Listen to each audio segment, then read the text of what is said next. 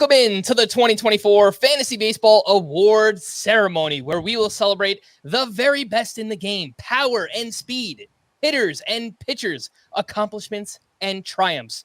But as we all know too well, not everything is rosy. Fantasy baseball is imperfect, so we'll also hit on the duds and the downfalls that hurt us along the way. I am, for example, joined by... Thank you. I am, for example, joined by Scott White and Chris Towers on Thursday, October 3rd. Today is our award show where I am dressed completely ridiculous. Exactly what you'd expect for a fantasy baseball award show. Check it out on YouTube if you aren't subscribed already. You look great. Very spiffy. I thought about like doing my hair and like wearing a suit to go along with you. I'm just lazy. I just didn't feel like it.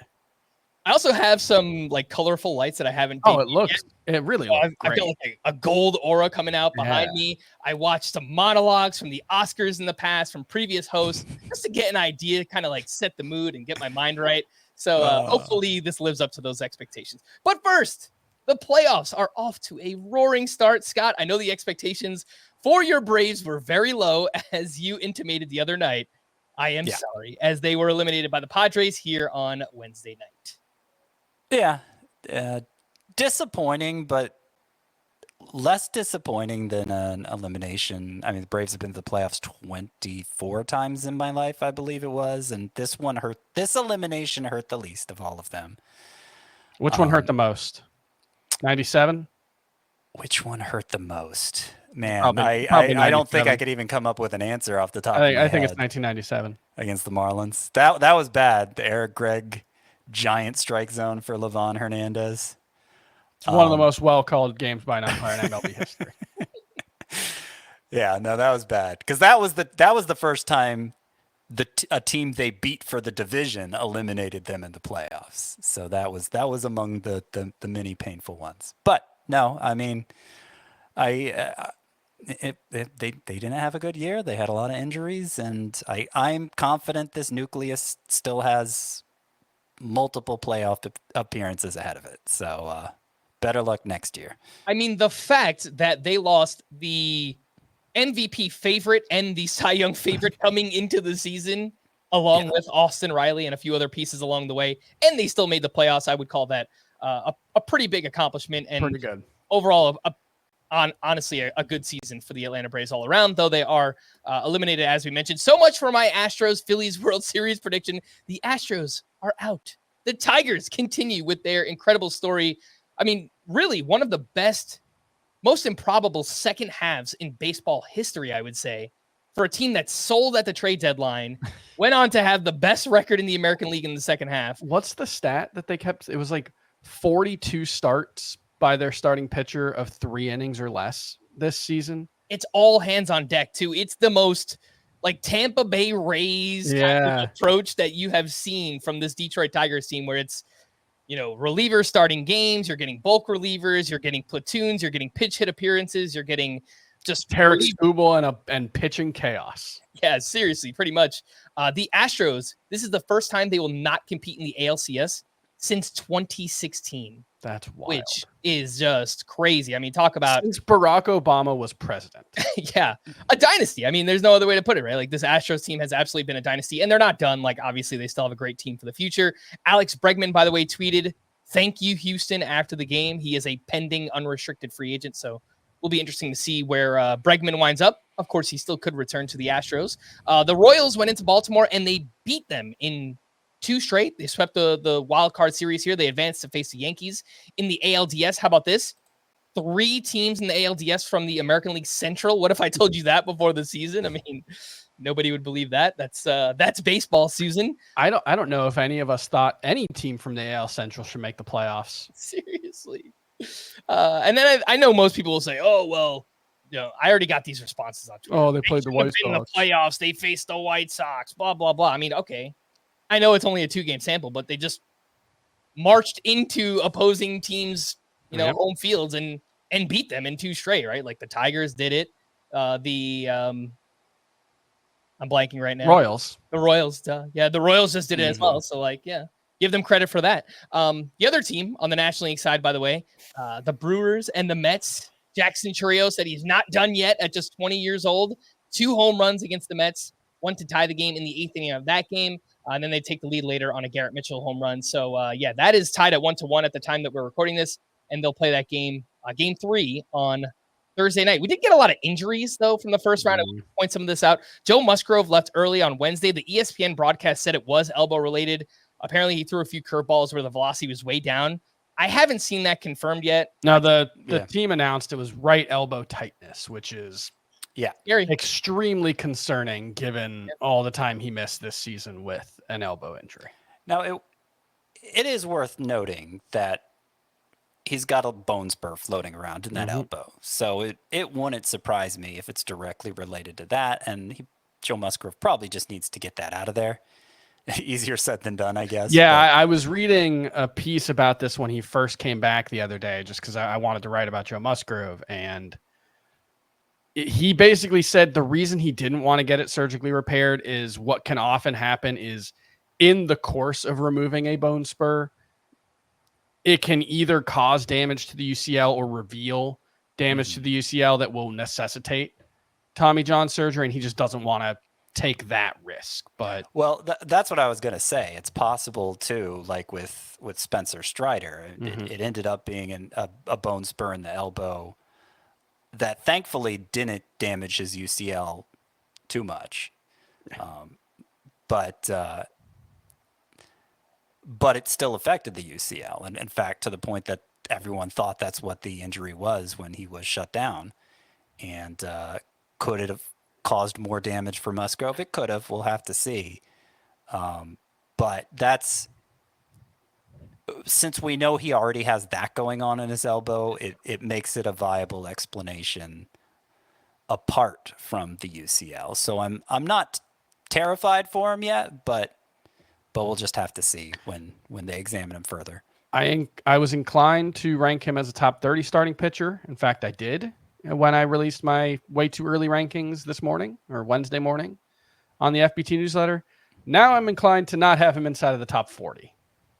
Yeah, maybe that's an overreaction one way in both directions, but the only way it's not an overreaction. The only way it's not an overreaction is if he comes back and pitches again this postseason. Yeah. But I think if he doesn't, then everybody's going to be a little reluctant to draft him next year, regardless if he has that bone spur removed or not. Yeah. Again, that was Joe Musgrove. Colton Cowser was diagnosed with a fractured left hand. There's enough time. He should be ready to go by spring training. And Max Fried also left early after getting hit in the hip by a line drive, and could be the last time we see Max Fried in a Braves uniform. Yeah. Probably. Given that rough he's way to go out. 31, I think. Or about to be 31, and I think he's close to that. Has remained pretty solid, but has had a couple of injuries the last couple of years, and he's another one that's tough to rank for 2025. Yeah, one of my bold predictions is having to do with his health. Yeah, I put him 21st in the article. Okay, but I really don't know. 21st starting pitcher. Got it. Yeah, and just in terms of will he be back with the Braves, I feel like if the Braves really want a player back, they usually extend them before they get to this point. So it's not impossible, but I feel like if that was going to happen, it probably would have happened already. So we shall see where Max Fried winds up this offseason. Let's take our first break. When we return, we'll get into all of the 2024 Fantasy Baseball Awards. We'll do that right after this. Baby, we are gonna start a fire. From world-renowned clubs simply devastating to worldwide stars. Wrexham have done it. This incredible ride continues. The English Football League on CBS Sports Network, and stream every match live on Paramount Plus. Welcome back in 2024 Fantasy Baseball Awards, and this is Scott's baby. He goes all in on this assignment every postseason. There are legitimately 40 awards in the article that is on the site.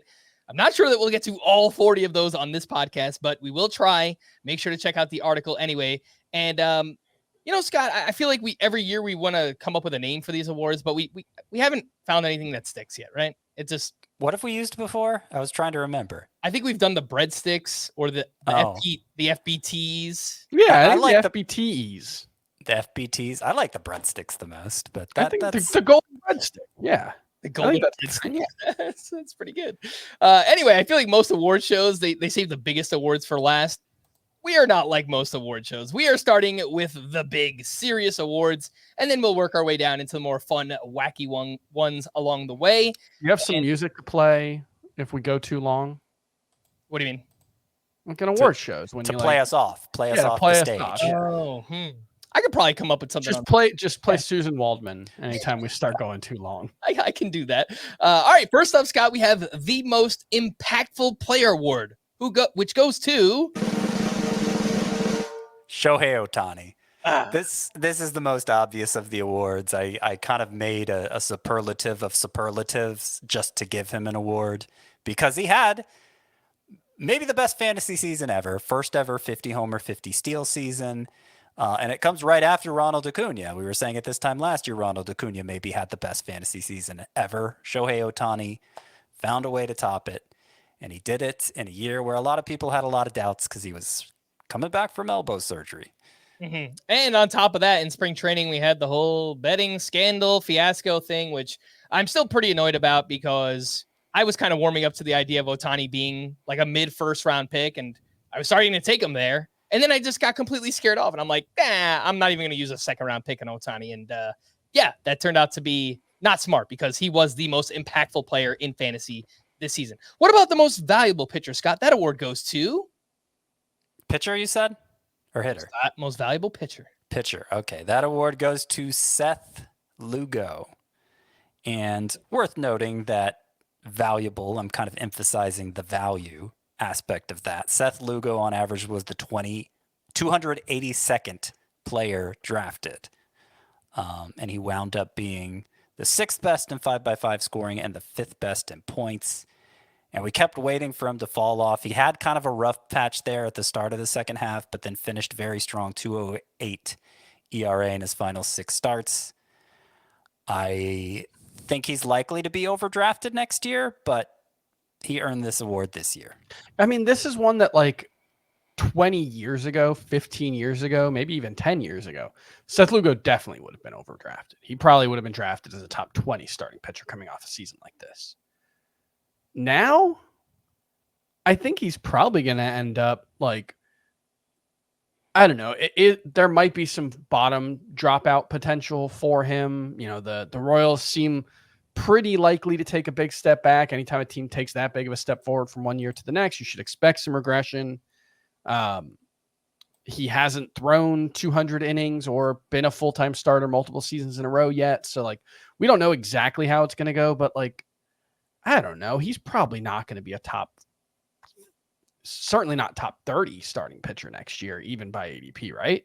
The first number that came to mind was top 40.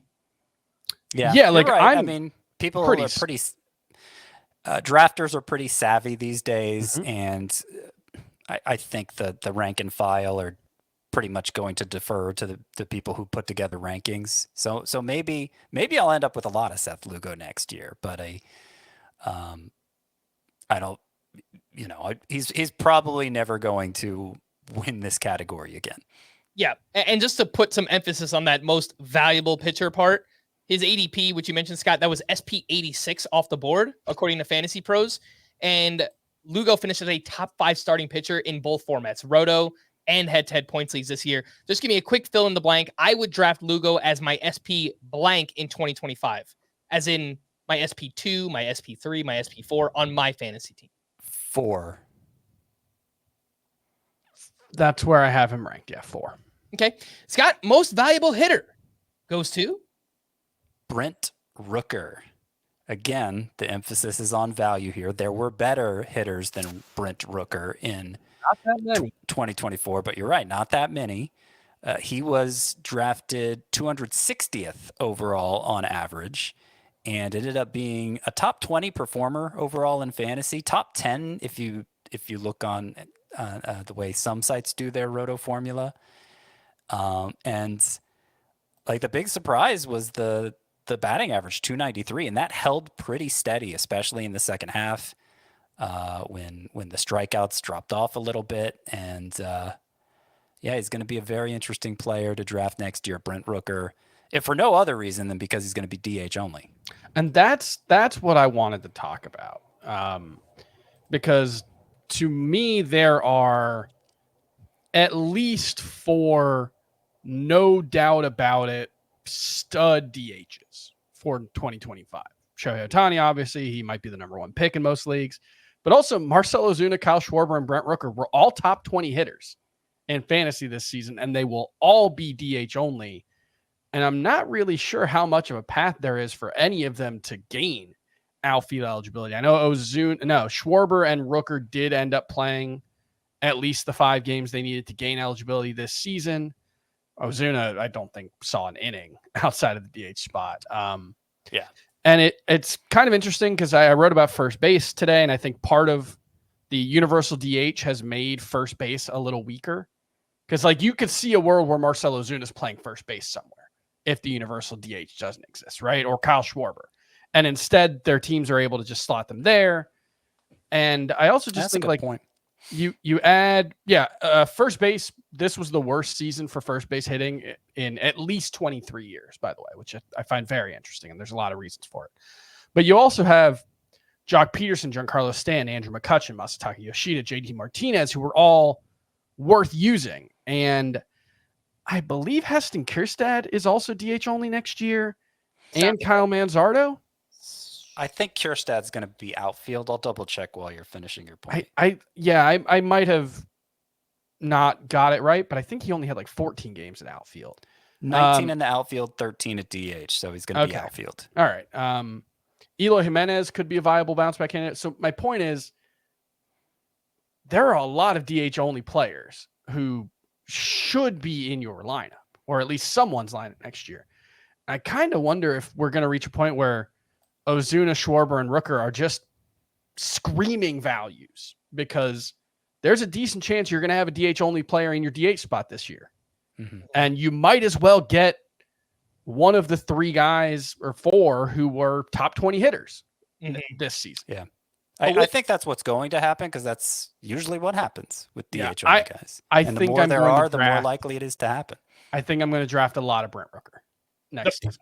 I guess the only problem, Chris, is if you fill your utility spots early, which is something I never thought I would say, but Ozuna or Schwarber in the 3rd round, or you can get Rooker in like the 7th or whatever it's going to. Well, I mean, there was that one 15-team league where I think Rooker went in like the 9th or 10th round, and like again, this was a guy who was a top 20 hitter this year, arguably top 12, and so even if you expect a lot of regression, and honestly, the underlying numbers don't really suggest there should be that much regression, I think if you can get him in the 8th round, like I just think you don't worry about it.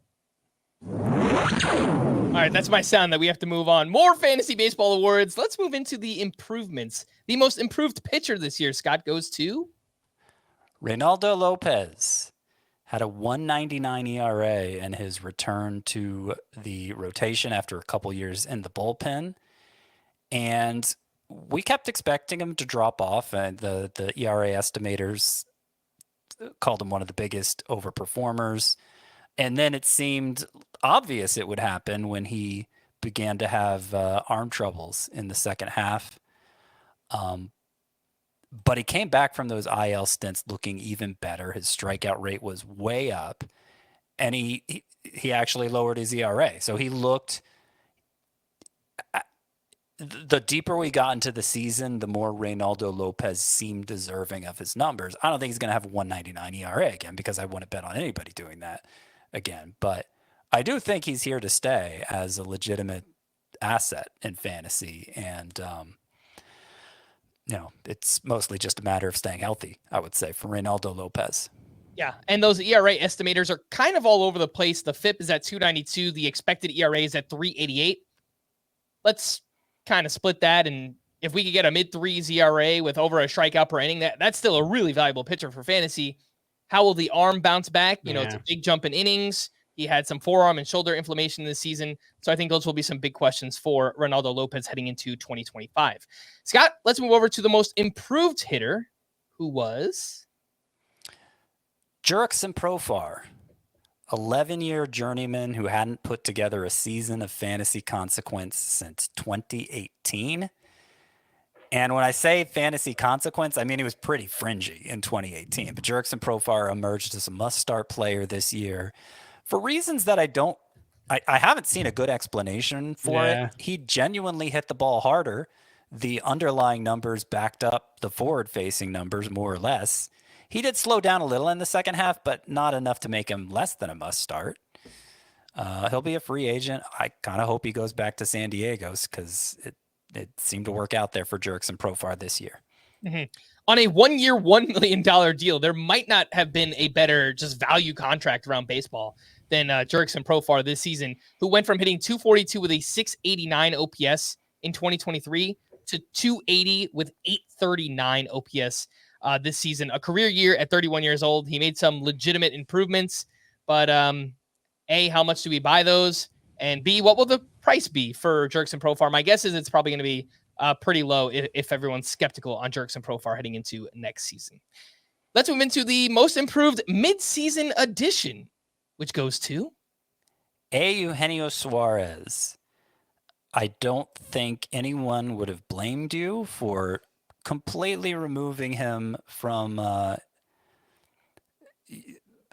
your fantasy viewpoint entirely when he came out of the first 3 months batting 196 with a 591 OPS. He had, after all, hit 221 with a 744 OPS the previous 4 seasons.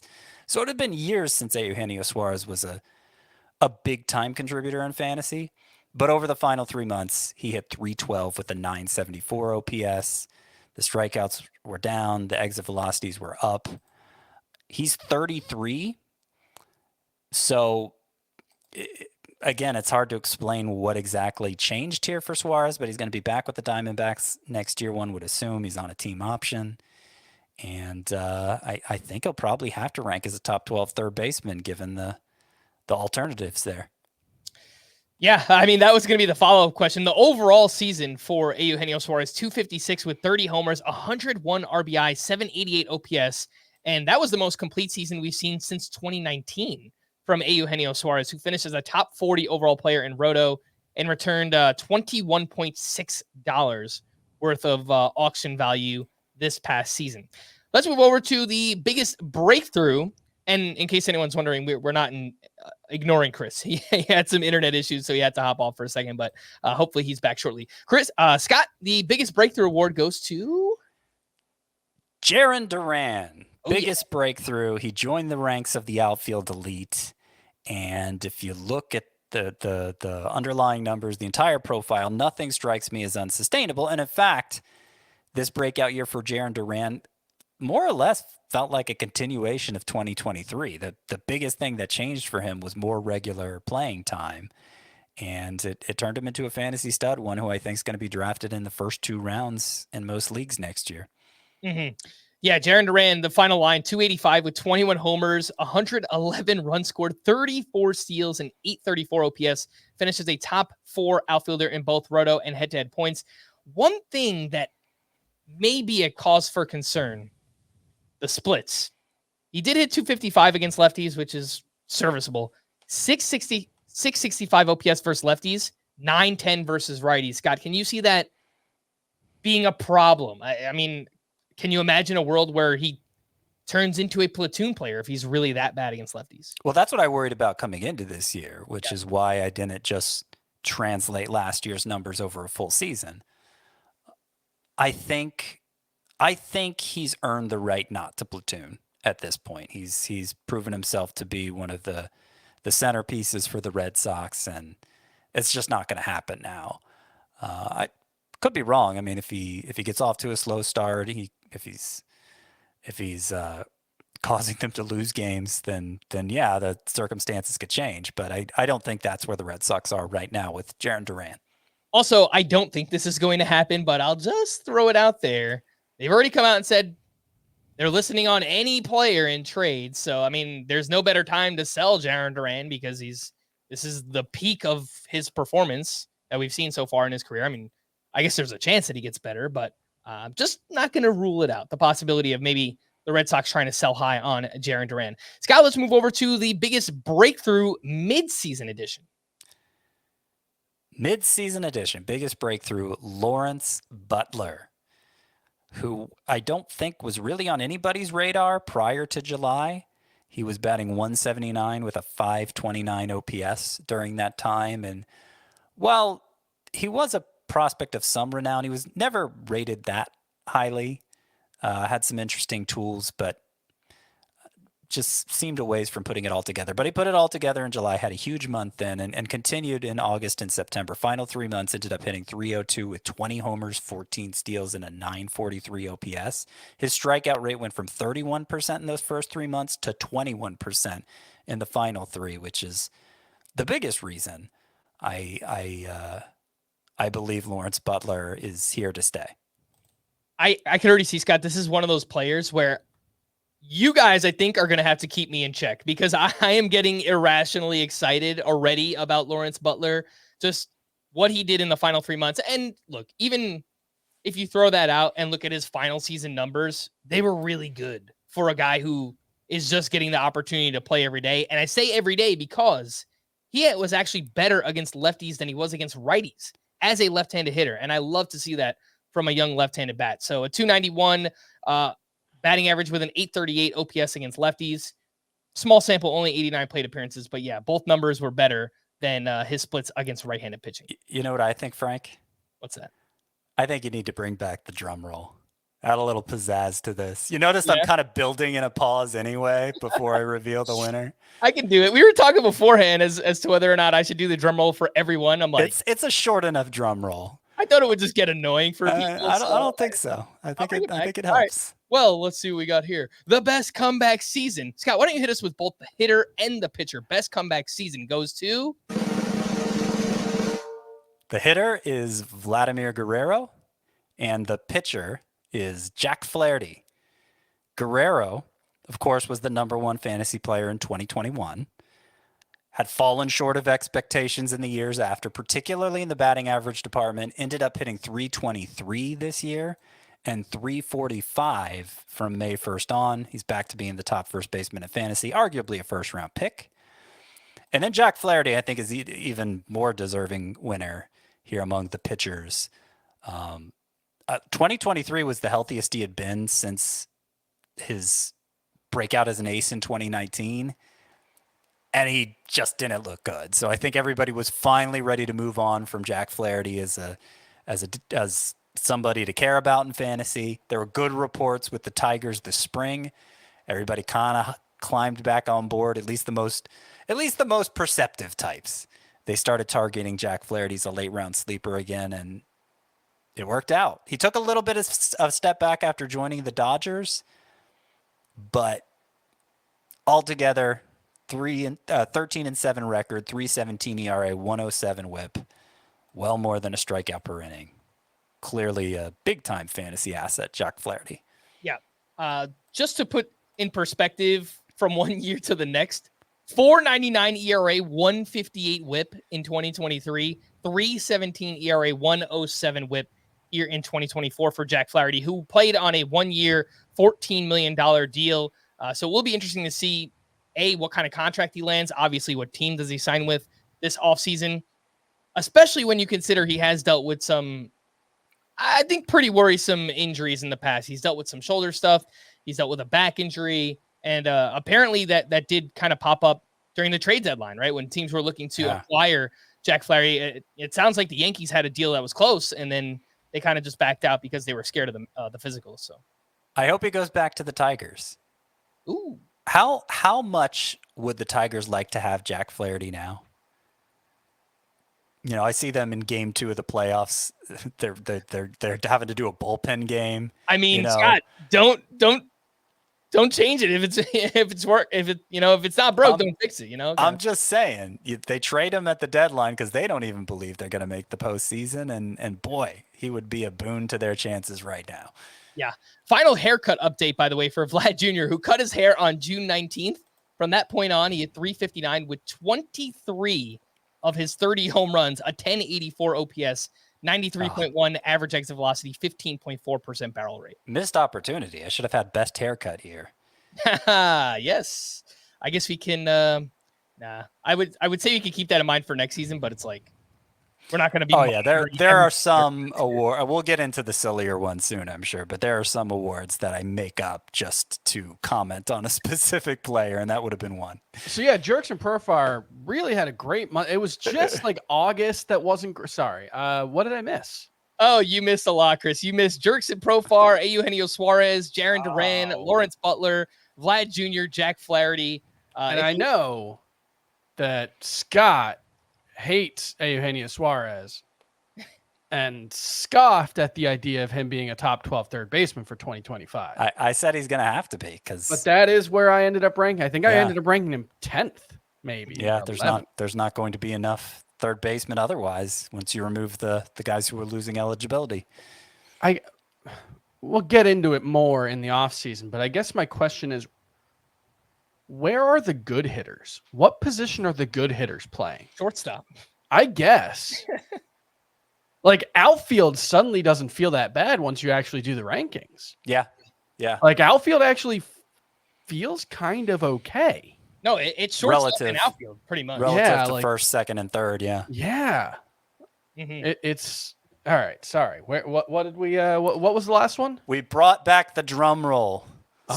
Scott demanded the I drum roll. demanded the drum roll. If we felt a little light on pizzazz here. All right, Yeah. let's do the next one. Yeah, let's get into the next one. We'll continue on with the best comeback mid-season edition goes to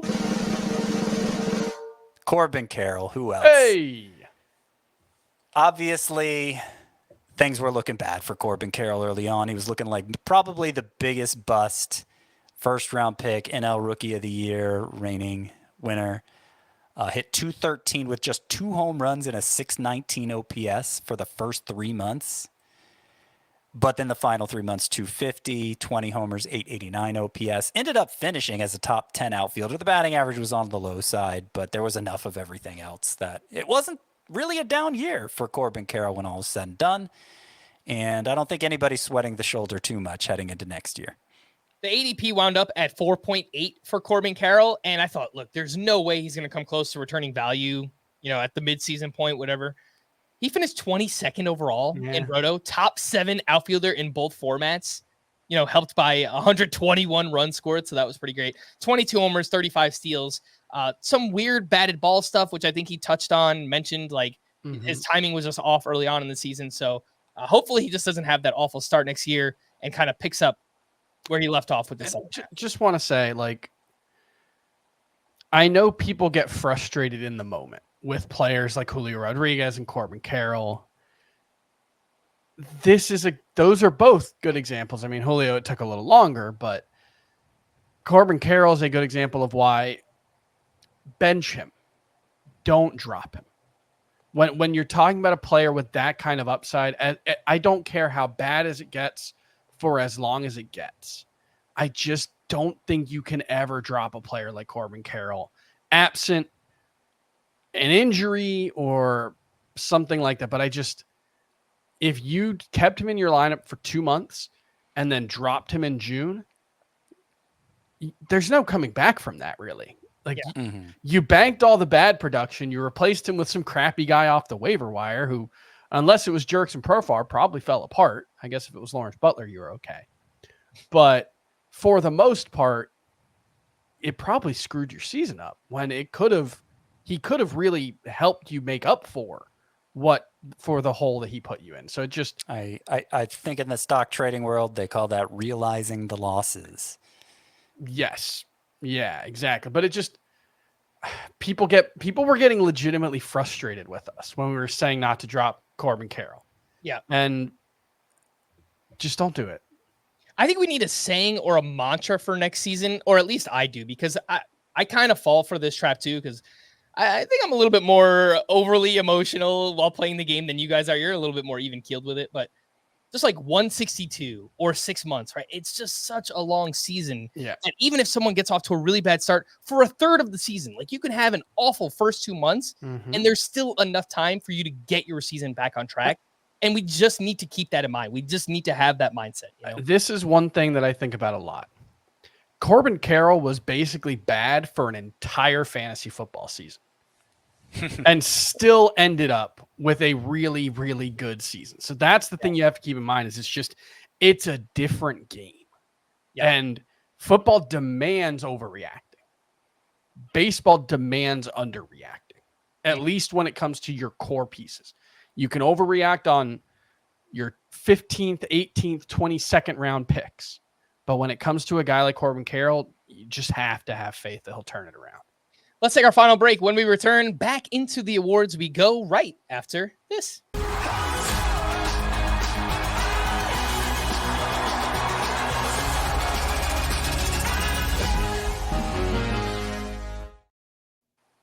Welcome back in. Continuing on with the 2024 FBTs, the Golden Breadsticks, the Fantasy Baseball Awards for 2024. And Scott, we make it to the Bobby Big Bat Award. I guess explain what that is and who is the winner.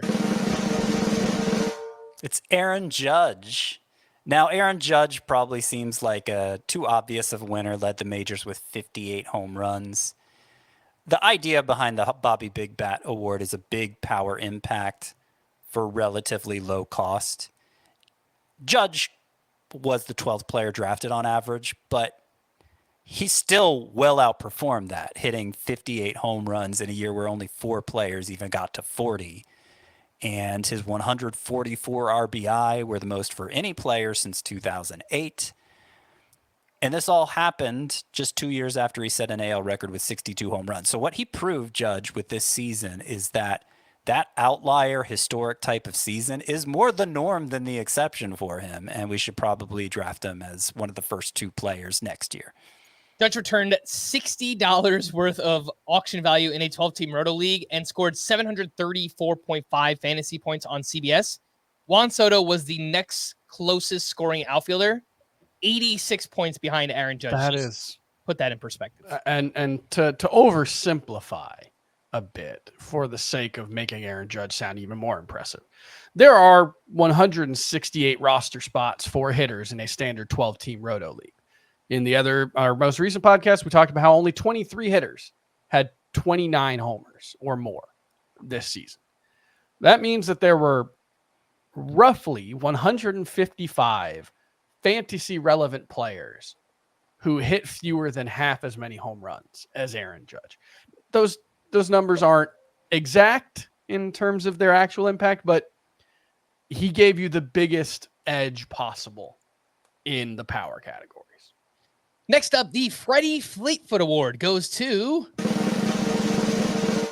Bryce Terang. This is the same as the Bobby Big Bat Award, just for speed instead of power. And we actually are getting a steep discount here from Terang. He was 3rd in the majors with 50 stolen bases, despite being drafted 405th overall.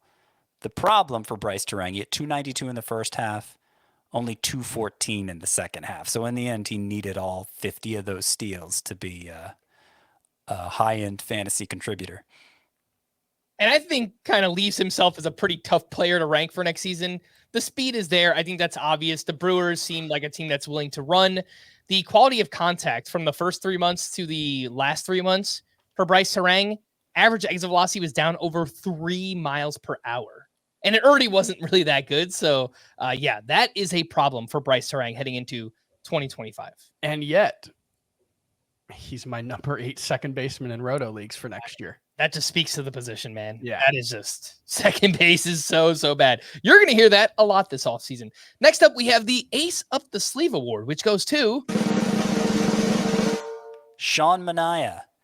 He was fortunately good enough in his first 20 starts with the 3.74 ERA that he was widely rostered in CBS sports leagues. Thankfully, because you probably didn't even know you had an ace at that time, but he turned out to be an ace over his final 12 starts.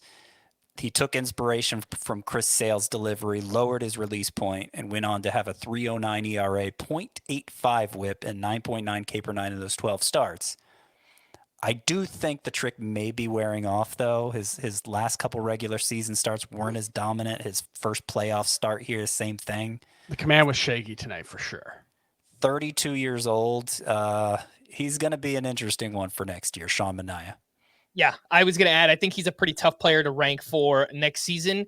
And if you go on Fangraphs and you sort the game log, they have a new function where you can look at Stuff Plus metrics just on a, game by game basis. And his first 20 starts versus his last 12, like the fastball and the sinker shot up in terms of Stuff Plus, but his slider came way down. So it's like there was a trade-off there. Yeah, I don't know if how much of this will be sustainable from the final 12 starts heading into 2025 for Sean Manaea.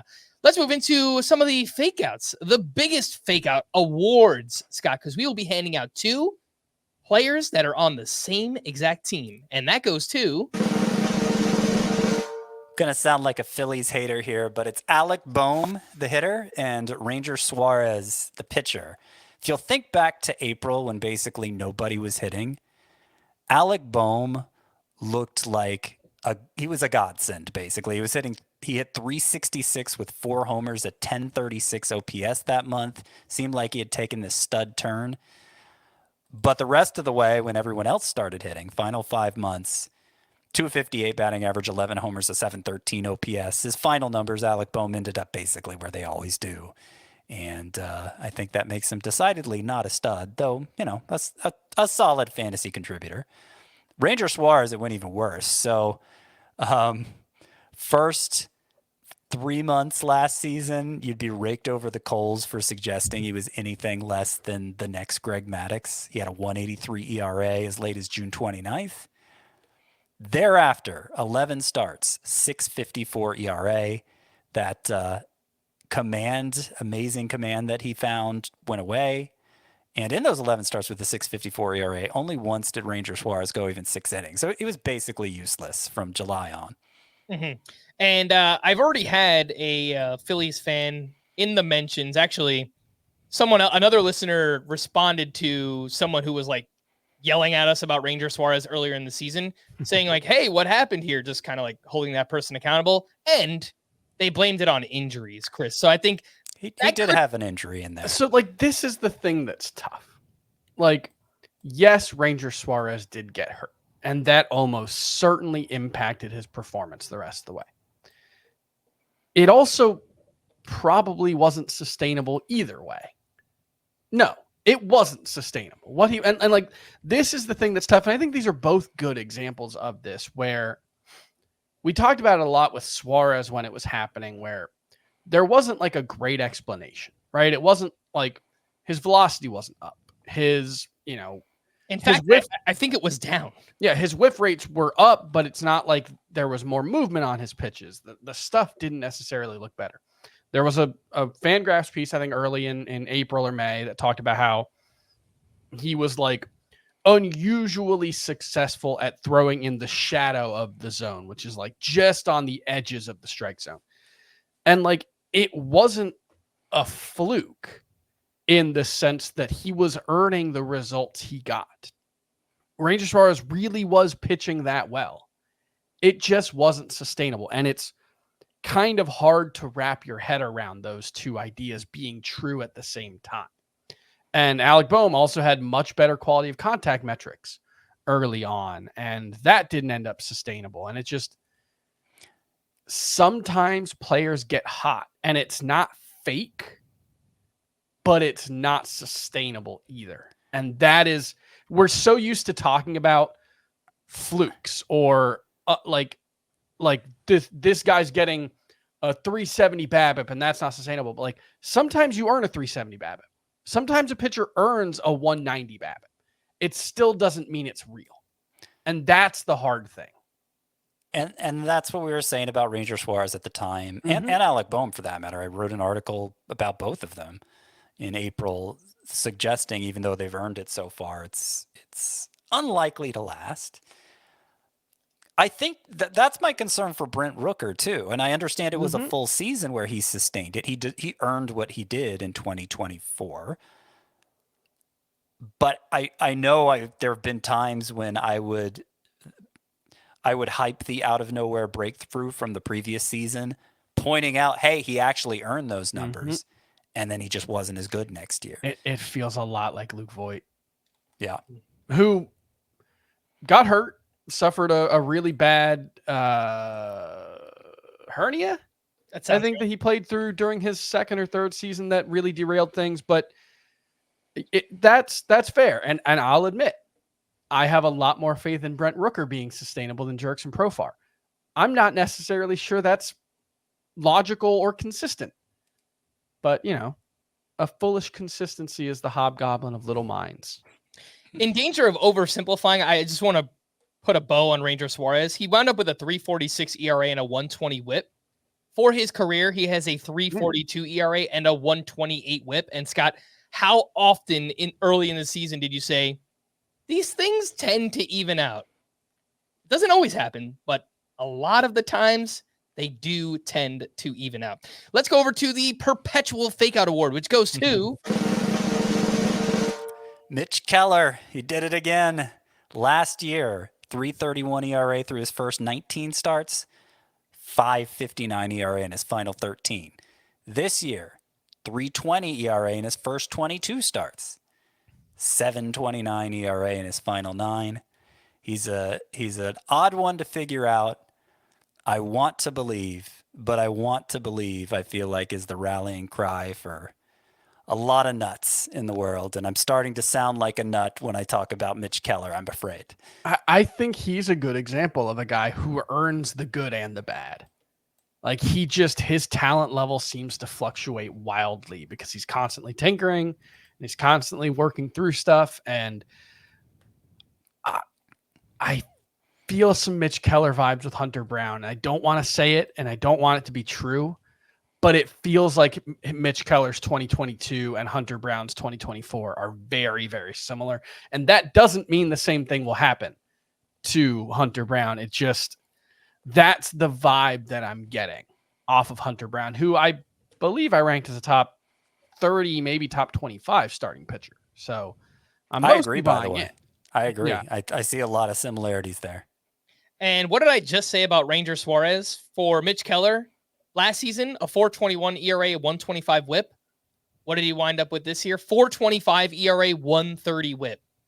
Kind of just feels like that's who Mitch Keller is. Again, at risk of oversimplifying, but two nearly identical seasons in a row now for Mitch Keller.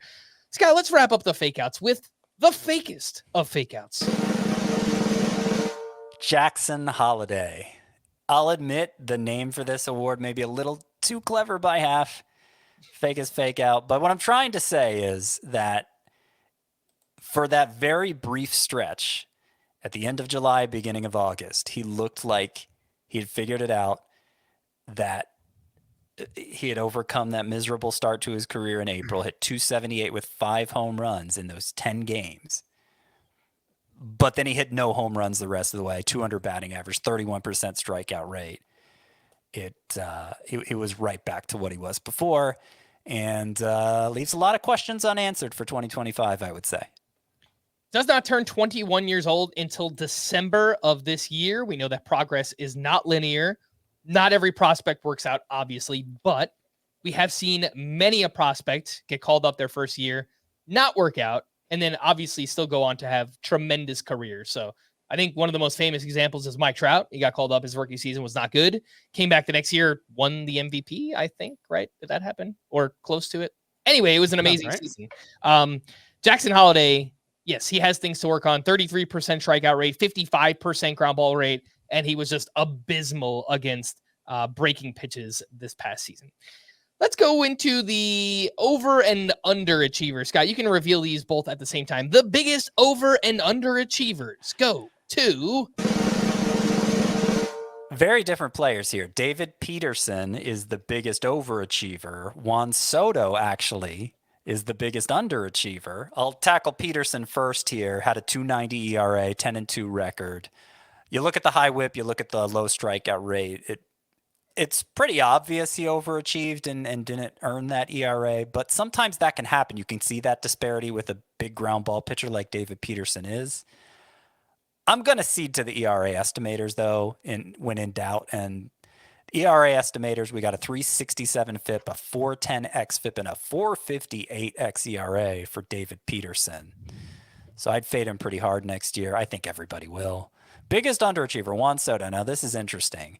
because obviously he was amazing. Bounce back season after a couple down years in San Diego. Going to be an MVP finalist in all likelihood in the AL. But he was the 5th biggest underachiever according to expected batting average. He was the single biggest underachiever according to expected slug. Should have hit 319 rather than 288. Should have slugged 658 rather than 569. 688. I'm sorry, 658 rather than 569 according to StatCast. It's hard to imagine Juan Soto will be much better next year, but it's possible. I will just add that, last year when people were trying to find a reason for why Juan Soto, he had that really bad stretch from like mid 2022 to like the end of May of 2023. And there were a lot of theories as to why and why it wasn't a fluke. And a big part of it was he hits most of his fly balls to like the power alleys rather than down the lines. And that was posited as one explanation for why he was underperforming his expected stats. And he has consistently underperformed. This year was the biggest 42-point gap between his WOBA and ex-WOBA. But for his career, it's 15 points over the previous 2 seasons. It was 13 and 25 points. So, Yankee Stadium's a great park for power down the lines. It's just okay to the power alleys. And so, I agree with it's probably unlikely Juan Soto is going to be better in 2025 than 2024. On the other hand, you should never bet against Hall of Fame players. I would at least bet on higher than a 288 batting average. It was kind of seems reasonable. Last couple months, he lost a lot of points off that mark. Mm-hmm. Let's stick with the Yankees. And Scott, we are going to go to, I believe, a brand new award called the biggest heel turn, literally. Luis Heel. Yeah, who else would it be? This is when we get into the fun awards, by the way. We're out of the conventional ones now. But what happened with Luis Heel? He was a hero his first 12 starts, a 182 ERA, .92 whip, 11 K per 9. And those numbers laid a good enough foundation. He's probably going to be the AL Rookie of the Year. But his final 17 starts, remember his first 12, great. Final 17, Luis Heel, total villain, 4.92 ERA, 142 whip, 9.4 K per 9. So he lost a fair amount of those too. He also led the majors with 77 walks for the year. I'm going to be fading him pretty hard next year. Mm-hmm. I do wonder how much the innings maybe caught up to him. I know that was like pretty early in the season, but he also threw almost no innings in 2023. So he threw like 30 total innings, I think, between 2022 and 2023. Yeah. So perhaps that's a built-in excuse. You watch the guy pitch, he's obviously electric. The whiff rates on his individual pitches actually don't really add up to it, but I think he's just a pretty unconventional pitcher. And yeah, pretty tough one, I think, to rank heading into 2025 is Luis Heel. Scott, the biggest weirdo award goes to... Oh, thank you very much. Tyler Fitzgerald. Biggest weirdo. This is one I do every year. It's someone whose production we have trouble making sense of, and Tyler Fitzgerald is a perfect example. We've been talking him down ever since he became a thing in fantasy. He had a 22nd percentile average exit velocity, a 4th percentile strikeout rate. Usually you need to be really good at one or the other, if not both, to be a fantasy asset. And he managed to succeed in spite of it. Did slow down a little over the couple months, the final couple months, but didn't crash. Still, I get that feeling Tyler Fitzgerald. I've made the Zach Geloff comparison to him all year, and I think his follow-up season could go about like Geloff's did. Mm-hmm.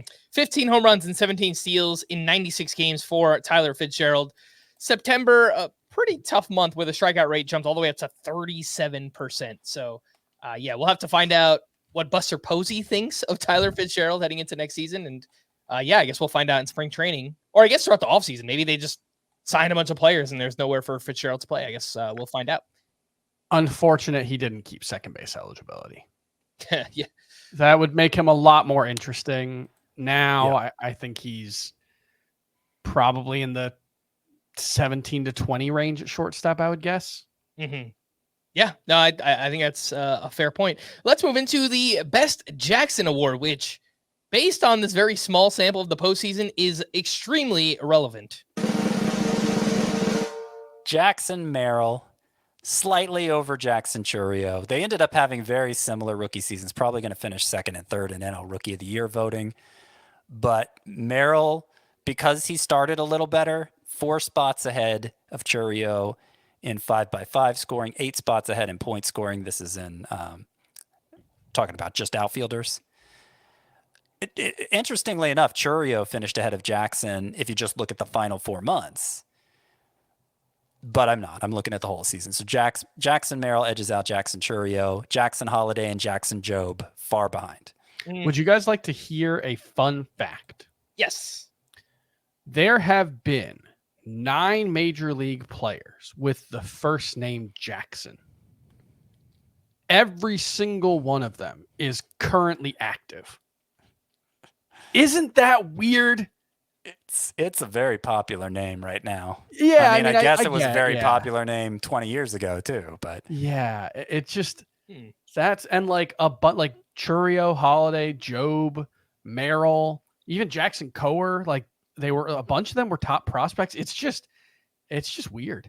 Names are weird like that. Nobody's naming their kid Scott anymore. Names be weird. Let's move into the Most Bubble Wrapped Award. Goes to Garrett Crochet. Who else could it be? The down and out White Sox. They failed to trade him at the deadline, and that pretty much sealed his fate. Their number one mission the rest of the way was just to preserve his trade value by any means possible, and they never let him go more than 4 innings again. The ERA actually went up quite a bit during that stretch, but the strikeout rate, swinging strike rate were still amazing. It was mostly one terrible start. I think that inflated that ERA. If the White Sox don't trade Garrett Crochet this year, this offseason, they are crazy. And that's the only scenario where I'd be worried about his fantasy value for next year. I currently have him top 15 in my way too early 2025 starting pitcher rankings. That will depend a lot on where he's pitching next year. Obviously, if it's Chicago, I think it goes down, but he was one of the best pitchers in baseball on a per inning basis by a lot of metrics, including K- walk ratio, xERA. He was top 5. It's hard to overstate how good Garrett Crochet is. And also, do you think him and Luis Gil are pretty much the top 2 for AL Rookie of the Year? I don't. I forgot he qualified. Does he qualify? I don't think he does qualify. Probably not. I think he had too many days on the active roster. Because I was gonna say it would be weird because Luis Gil might be a Super 2 player in 2025. I was gonna say it might be weird to have 2 arbitration eligible Rookie of the Year finalists. Yeah, he had a full season as a reliever in 2021, basically. So that used it up. Among pitchers with 140 innings pitched this season, Garrett Crochet ranked first in K- walk rate, first in swinging strike rate, and 4th in expected ERA. 2.83 is the mark. Scott, we are running out of time, so I will leave it up to you. I guess we could hit a few more of these. Is there anything that really stands out that you wanted to get to? Let's see here. Let's just keep going because it's going to take me too long to think of it. I kind of want to hit the Mr. Funny Math Award, and I want to change it to the Scott White Award. Yeah, this is the Scott White Memorial Award. Which goes to Bailey Ober. Okay, I was most proud of that award name, Mr. Funny Math, but it's fine. Bailey Ober is the winner, and I think your you know where nickname can be Mr. Funny Math. We can do it. I think you know where I'm going with this. He ended up with a 3.98 ERA on the year. It's a pretty good season. 3.98 ERA. If you take out the 2 impossibly bad starts where everything spiraled out of control, and it would be difficult to repeat that to repeat it if you tried. Just 2 starts. That ERA goes from 3.98 to 3.18. Hey, it worked for Mitch Keller. It was 4 starts for Keller. Okay, not 2. Yeah. All right. There's 2 more that I want to hit on this list. One that I think is extremely relevant right now. The Mr. April is just a warm-up award went to Michael King. His first 7 appearances, a 5 ERA and a 147 WHIP. from May on, 2.42 ERA and a 1.12 WHIP, and his first playoff start against the Braves, 7 shutout innings with 12 strikeouts for Michael King. All right, can I hit a few others here real quick? I think we should mention Vinny Vindication just because. Well, I just cool I side don't- do you guys follow Brent Rooker on Twitter?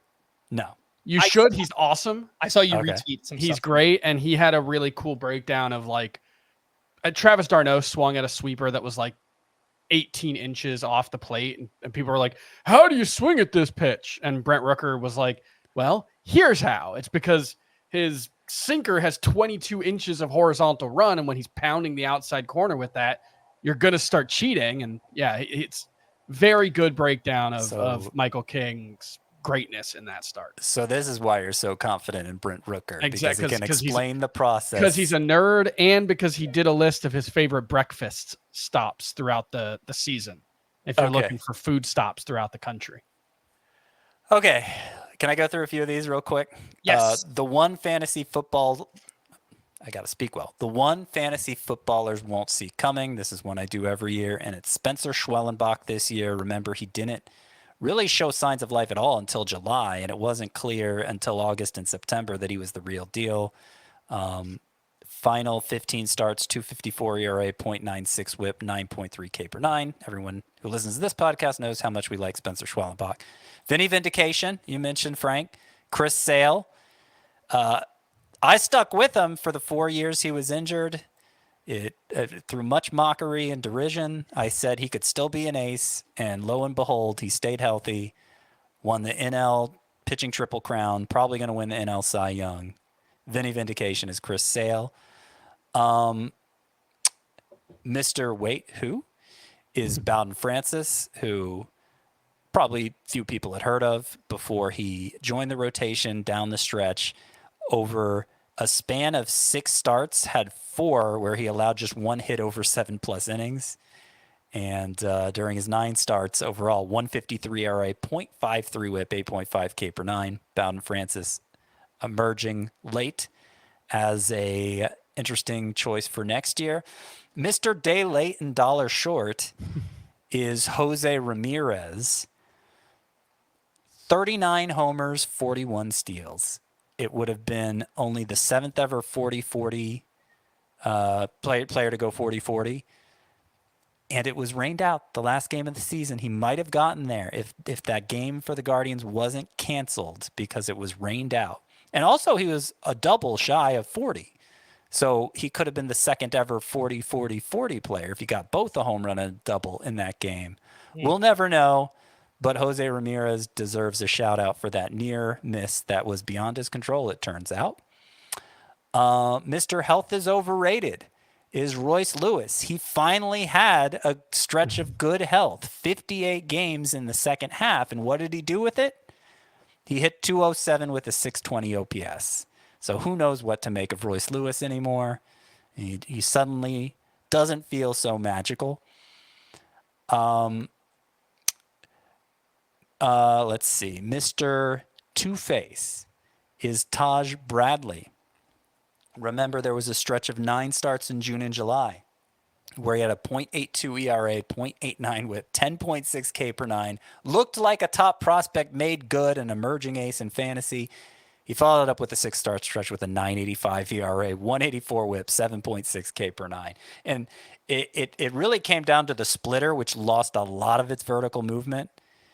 And it gives me the feeling Taj Bradley's going to be another Reed Detmers type where his success is totally going to ride on that one pitch. And if he has it, he's awesome. If he doesn't have it, he's terrible. And he's going to drive us all crazy. I don't want to condemn him to that yet, but I get that sort of feeling with him that I don't like. We don't need another Reed Detmers in our lives. And finally here, Mr. Thanks for the memories. It's a 3-way tie. Justin Verlander, Max Scherzer, Clayton Kershaw. It's been real, y'all. Multiple Cy Young winners, first ballot Hall of Famers eventually, but they all had trouble taking the mound this year, and they all didn't look so great when they did. So whether or not they retire this offseason, I think we should treat them as retired in fantasy. That's when we should have started playing the playoff music Mm-hmm. for Clayton Kershaw, just maybe the in memoriam. You know, like, did you ever know that you're my hero? Rest in peace to the fantasy value for all of Justin Verlander, Max Scherzer, Clayton Kershaw. I think that's a good place to wrap up. And there were a few other awards we didn't get to, so make sure to check out Scott's article, which is, again, 40 awards deep for this past fantasy baseball season. We are going to wrap there for Scott and Chris. I am Frank. Thanks, as always, for tuning in to Fantasy Baseball today. Please make sure to follow and leave a 5-star rating on Apple or Spotify. And we will be back again next week. Bye-bye.